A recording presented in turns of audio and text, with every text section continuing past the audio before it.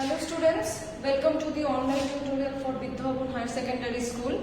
This video is for class 11 botany.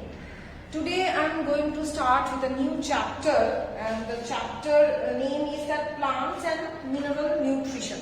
So I am going to start with this chapter. So before starting with this chapter, we will get an idea about nutrition.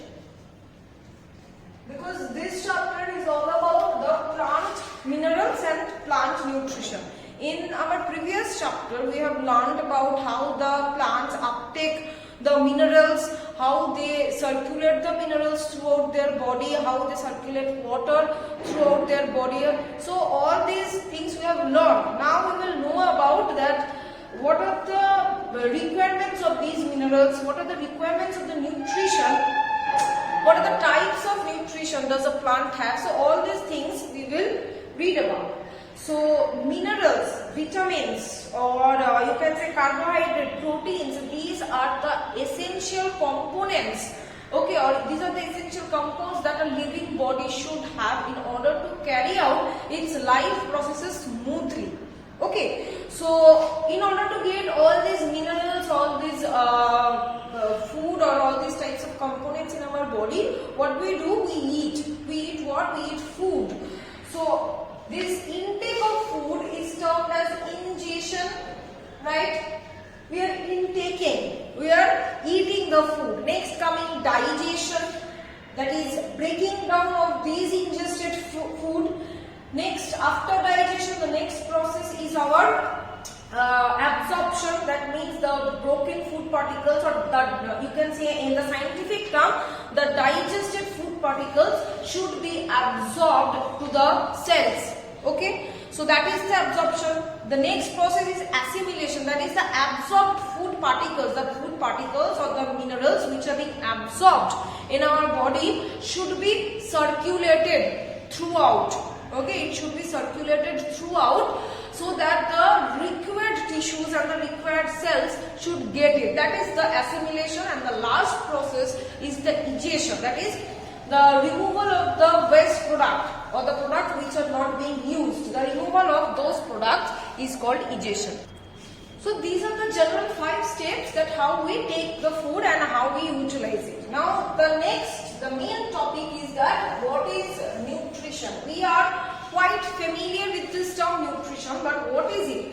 It is a combination of processes by which the living organism receives, utilizes the minerals and that is necessary minerals for the maintenance of its functions and for the growth and renewal of the body cells.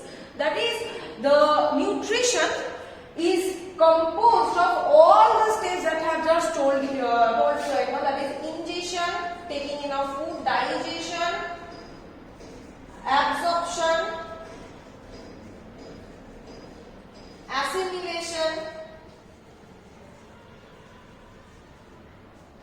and egestion. These are the 5 steps which is ultimately making up the nutrition. That is, nutrition means we will take the required amount of nutrients or minerals which are required for us, and we will utilize that, okay, for our overall growth and development, to repair the wounded cells or injured cells to properly grow and develop. So all those things can be done by these 5 steps, and these 5 steps together form up the process which is termed as the nutrition.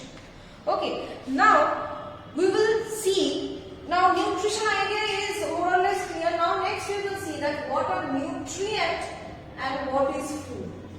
Nutrient is also the things that are required by our body. Food is also the substances which we eat, or we can say which we need for our energy production and all these things. So what is the difference between them? Why they are not same?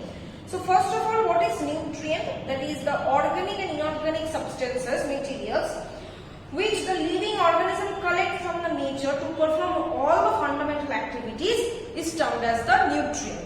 Now all nutrients which are collected by the living organisms from the surrounding are not considered as food, and those minerals needs no digestion. The essential substances like minerals, vitamins, and water are collectively called nutrients. That means whatever nutrient is a very large area, it is acquiring the substances from the nature or from the surrounding, which are very much important for our living body to carry out its function, to carry out its proper growth and development. This is the nutrient. Okay, now all the nutrients are not considered as food, because all the nutrients does not require digestion, because food is the only substance that requires digestion. Why? Because it will give us ATP or energy. Okay, along with that it will provide the nutrients for the overall growth. So the foods which are not required digestion, or the substances which are not required digestion, they are not food, they are only the nutrients. Now coming to the food, now by taking those eatable substances, growth, nutrition, yield of energy and building of new tissue of the living body takes place are considered as food. All foods which are synthesized within the body are nutrients and need digestion. That means food is a part of the nutrient. Nutrient is a vast area. It acquires the substances from the surrounding that some of them require digestion and many of them or some of them do not require digestion.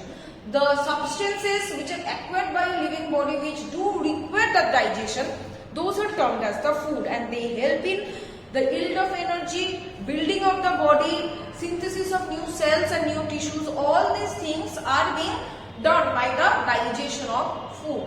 So this is the nutrient and food we have understood.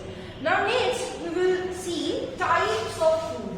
That means foods are categorized into how many parts? Mainly two types of foods according to their functions that they are doing in our body. First is the proximate principles of food.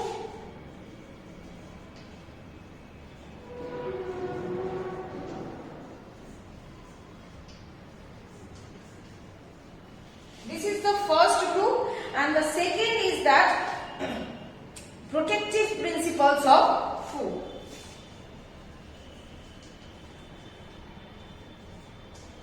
So these are the two groups. Now proximate principles of food, that is the first one.